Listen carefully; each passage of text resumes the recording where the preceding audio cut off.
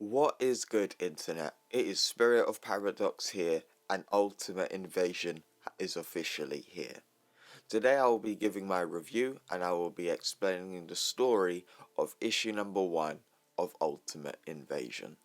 Keep this in mind, the review will not have any spoilers, but when I break down the comic, there will be. So full warning, there will be spoilers in the explanation side of the video. This issue is fantastic. Jonathan Hickman and Brian Hitch have not missed a beat when it comes down to their storytelling and artwork. Ultimate Invasion has that old school, Ultimate Universe, high action blockbuster type of storytelling and artwork. This feels like an Ultimate Universe story, and Jonathan Hickman and Brian Hitch succeed right off the gate.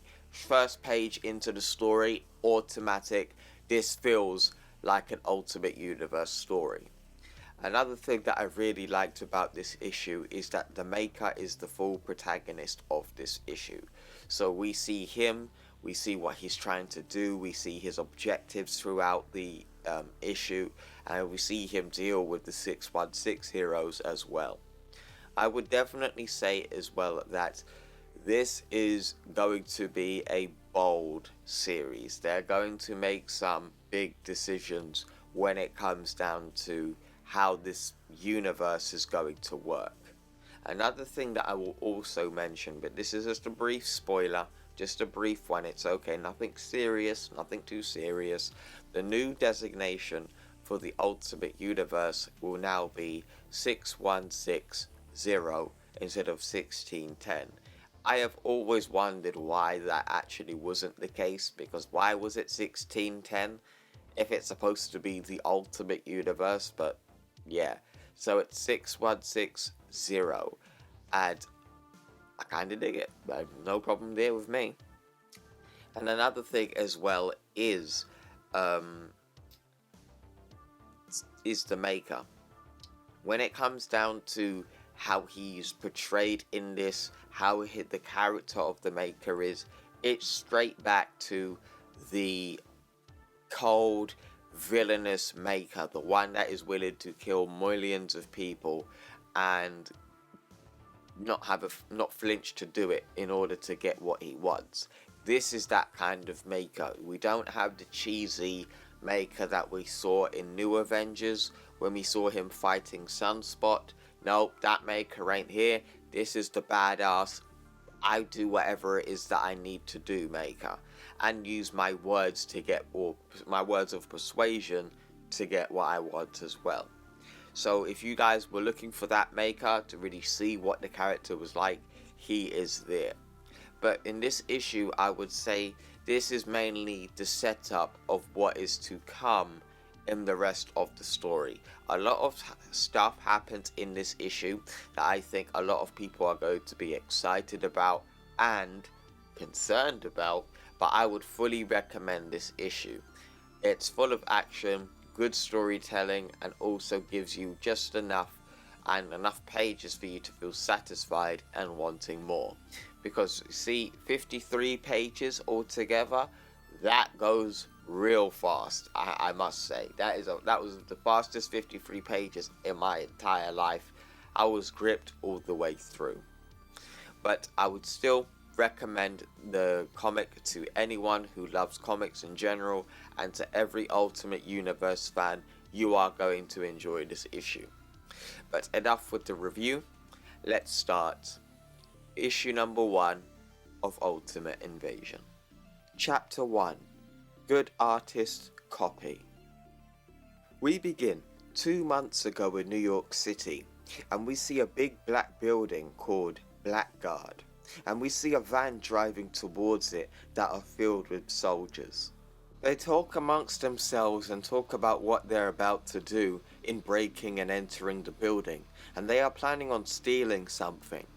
They manage to find a space and get out the vehicle and then start entering the building, and then hell starts breaking loose. As both sides are shooting at each other, the robbers came well prepared with advanced technology, guns that allow them to make big concussion blasts and armor that allow them to deflect bullets.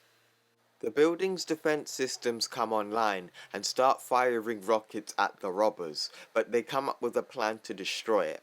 One of the soldiers deflects one of the rockets and then throws it back at the turret, causing a black hole and then sucking it up completely.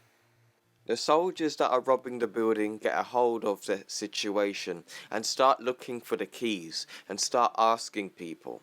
The woman on the floor gives one to the soldiers, and then there's another scientist that works there giving him one. And he says, "What do you think you're doing? What do you want?" And one of the soldiers says, $1 billion. And the scientist says, like, "Yo, this isn't a bank." And the soldier turns around and says, "We know," and then kills the man on the spot. Hold on a minute. Did I hear you say $1 billion? Yes. Go in 3, 2, 1. Okay. Shouldn't my share be like a quarter of that?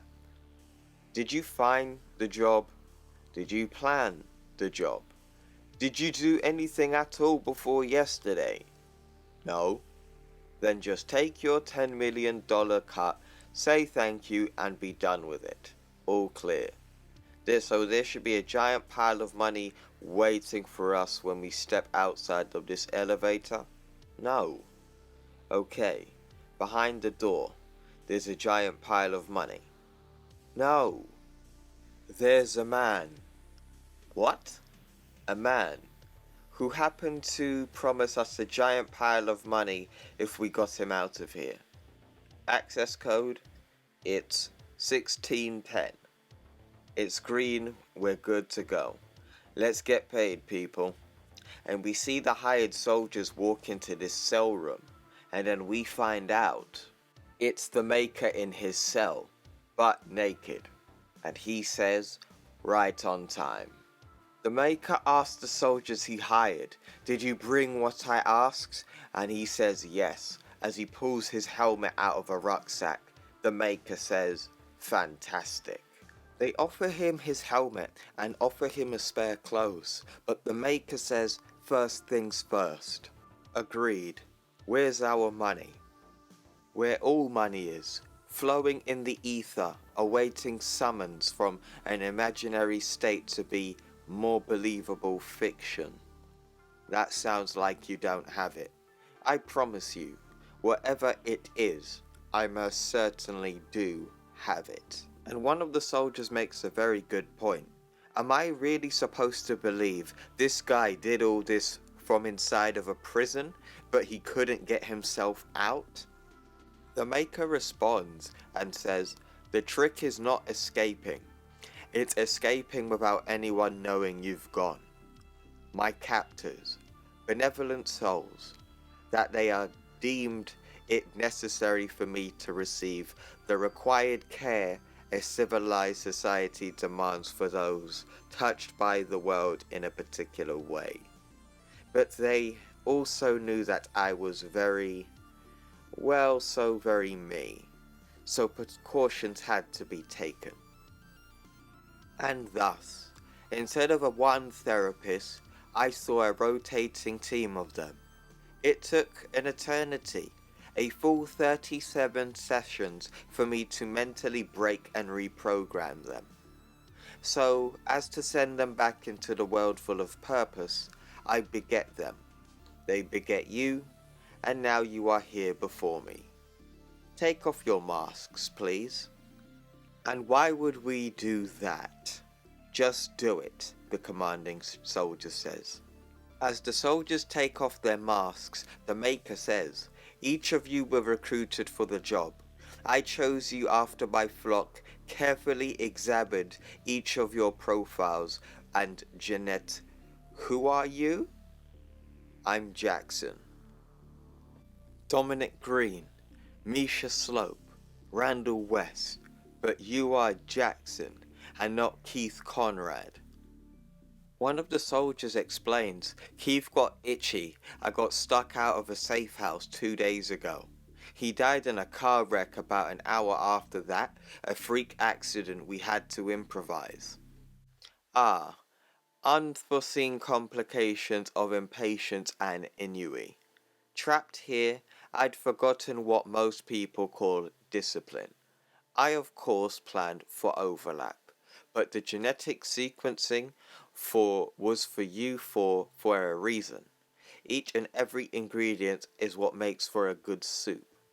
This presents as a less than 1% anomaly, most people would miss it. But I wouldn't, and he certainly won't, which vexes me to no end.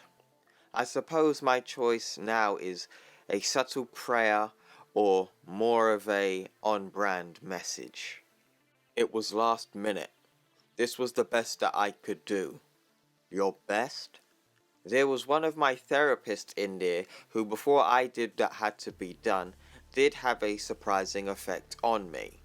As the Maker pulls out a device and points it at the soldiers, he says, "He encouraged me and challenged me in a way that I didn't believe was possible. His ideas of acceptable goals and personal betterment were predictably short-sighted. But I actually did want to be a better man with better goals." And then we get like a John Carpenter's The Thing moment when it comes down to the morphing body horror.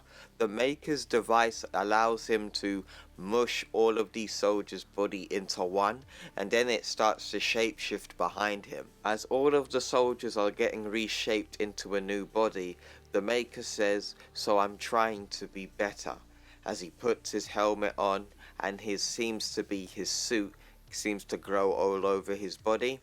He says, "I really am, but I do have my limits," as we see the body being reshaped in a doppelganger of the Maker. So the Maker left a dummy behind in his prison cell to fool all of those believing that he never left, and this is when the Maker can do his true plans on bringing back the Ultimate Universe.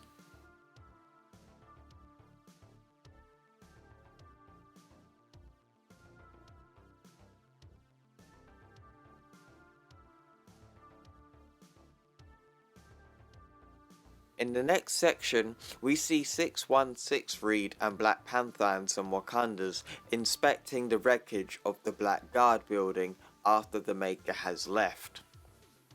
Reed explains how this whole situation seems like a puzzle to him when it didn't present itself to him as one.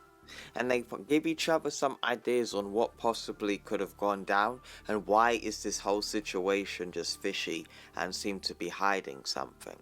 T'Challa pulls out one of his devices and then it scans that there was a hidden area that was hidden. And he explains that there seems to be a hidden damage control node. And he asks Reed, "Do you know anything about this?" And then Reed seems to get an idea. Later on, Black Panther and Reed would go to the Maker's cell, and Black Panther would say, "You can breathe now. He's still here." Perhaps. Is that really you, Reed? Are you really me? The Maker clone responds and says, "If you can't tell by now, could you ever?" as it starts to dissolve into a pile of bloody mush. Black Panther says to Reed, "You're the smartest man in the universe, Reed, and now there's an evil version of you loose in the world. This has to be handled quickly. Where do you think the Maker's gone? I'm less worried about where he is, and more worried about what he's doing, and why." In the next page we go to 1 week later at the Baxter building, and we see the Maker has infiltrated it without causing any alarms. In fact, he walks past Franklin Richards, who he mistakes for him as his dad, and he asks, "Dad?" And then we see the Maker say, "Shh," with his hand over his lips. The Maker opens the door with his own handprint and opens it. And this gives us confirmation, people, that the Ultimate Venom symbiote is still attached to the Maker. because you could see 2 panels down, his gloves have grown back. The Maker gets acquainted with Reed's technology and chair, and then he says, "There you are. I knew you had it in you." So, what did he take? In the next page we go to Necropolis and we see the Illuminati fully assembled, and Reed is telling them the situation. And he says, "I'm not sure. He closed the loop and covered his tracks well. What we do know is what he went after that, don't we?" They explain. He came to Wakanda and successfully stole enough vibranium to forge into who knows what. Then he appeared in New Atalan and made off with 4 inhuman Terrigen spheres, each one with enough energy to power a large city for over 1,000 years. After that, he stole a bridge of mine that was not supposed to be in storage at a secret Stark warehouse in Long Island. And then he somehow made off with a mutant gateway, which was supposed to be unmovable unless anyone not possessing a mutant gene. God knows what he's thinking there. He then absconded with an immunity lance he found in the Sanctum Sanctorum. And finally, in the ruins of Atlantis, he secured one of their few functioning delusion shields, apparently at no small cost. The why of why we are gathered here today is the lingering question. What is the Maker making? Given enough time, I'm sure we can make some assumptions on what he's building based on the resources gathered. But the 2 gateways, both spear and shield, why the redundancies? Iron Man responds to Black Panther and says, "It's a message. The inevitable gathering of the group of us, some sort of unmistakable grand gesture that talking slowly for the children. He wants us to know." Yes, and the components he stole are unique and identifiable. He has to know we'll be looking for those energy signatures, and he has to know we'll know where he is when he turns it on. So, what's he waiting for? Says Iron Man. In the next page, we go to the later the same day in Brooklyn, where we see Miles Morales fast asleep, and the Maker says, "How could you possibly sleep with the world moving as it is? The gears of this fraudulent, infernal machine grinding our bones to dust." Miles wakes up in shock and says, "What the?" and then tries to venom blast the Maker to no avail due to his shield. And then Miles says, "Who are you?" The Maker responds and says, "Have we not met? I cannot tell with so many of you. The masks and monikers and more of that repetitive nature of so many of you heroes. Who the hell are you?" "You are Miles Morales, and I am your brother." "What?" "I read about it in his records. It was some trick of universal rebirth and reality shaping, as I understand it. But according to the secret history, it's every creature on this planet, in this universe, shares. But you and I share something that sets us apart from them, apart from their shared history. We are the only 2 survivors of a dead universe. That is not true, you're forgetting about Jimmy Hudson. Miles Morales, the only living children of gods erased from history. Did you know that?" Miles flips the question on the Maker and says, "Did you not?" "No, not in the way that I do now. But if you know, then you must feel the same itch that I do. The one you cannot reach, the one you cannot scratch. The pull of nothingness and oblivion that we share in a world that we are not from. The feeling of lives erased and forgotten." Miles says, "Why are you here?" "I'm going home. Would you like to come with me?" the Maker asks.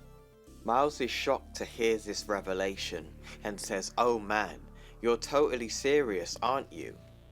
"Yes, it felt wrong to not ask you to come along.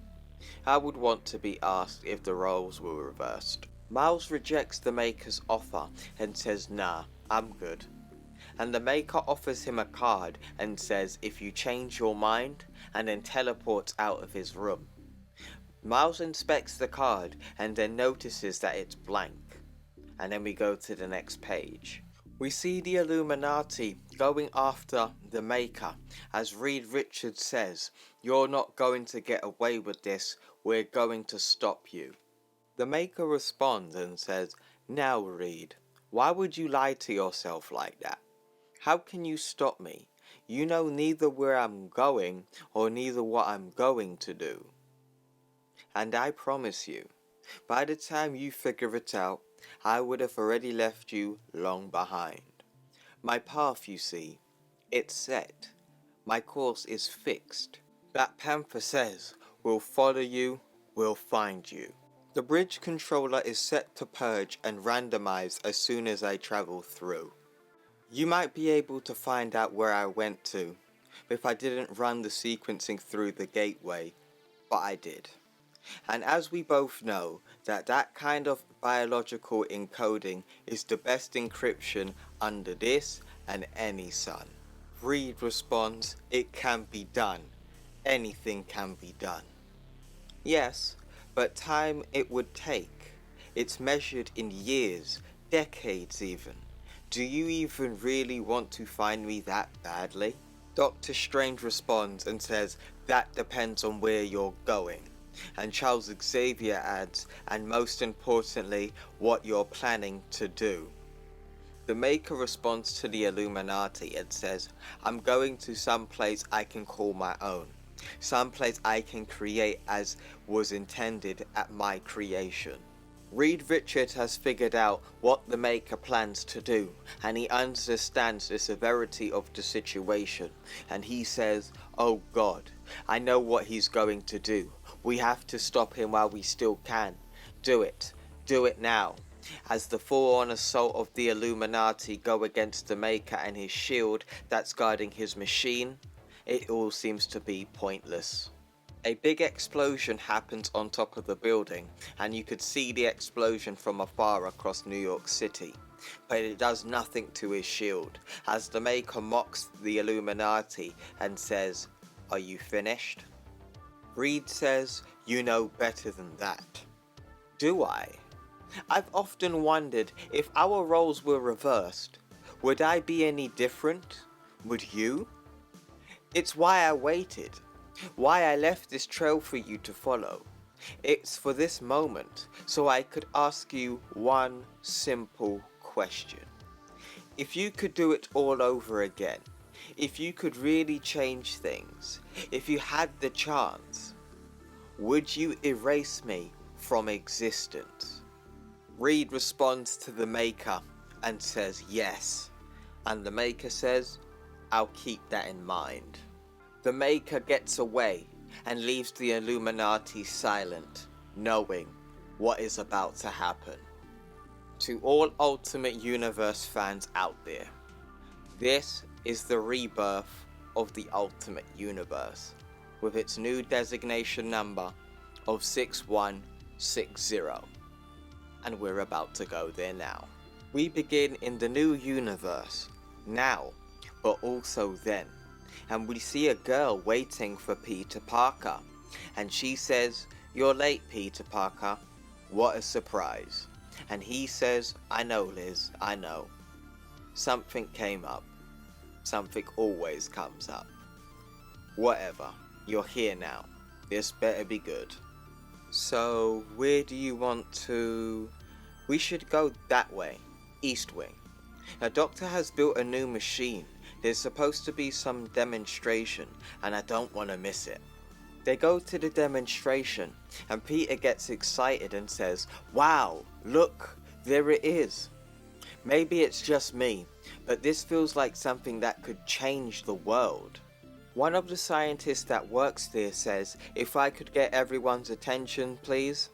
This is the Isotope Genome Accelerator. I think you're easily pleased, Parker. I think I just dream big. Dream is the right word. We see the spider that's supposed to bite Peter Parker climb down the machine, as they both quarrel to each other. Because if you think you're going to be up there one day, the whole world wowing you about what you've done, well, I don't see it happening. I think you're just an average guy getting ready for an average life. And then as the spider starts to get closer to Peter, the skull says, "But hey, I could be wrong. Who knows, Parker?" And then she says, "Maybe you'll get lucky," as the spider gets closer and closer to him. And then we see someone stop it. A mysterious person smacks Peter on the shoulder, and Peter says, "Ow, what was that for?" This mysterious person says this was about to bite you. Oh, as Peter looks at the spider. Such a little thing, but the size can be deceptive, can't it? But who knows what kind of reaction you might have had if it bit you. Maybe nothing happens. Maybe something does. The only way to know for sure was to let this little monster have its way with you. I, however, would have had to let it happen while I watched, and with such power, as insignificant this incident may seem, comes at no small measure of responsibility. And who really wants to live in a world where men like me stand around and do nothing? I know I don't. And then we find out this mysterious man that stopped Peter Parker from getting bitten by the radioactive spider is the Maker. So what does that mean for Peter Parker in the new Ultimate Universe? Does that mean he's never going to become Spider-Man in this new iteration?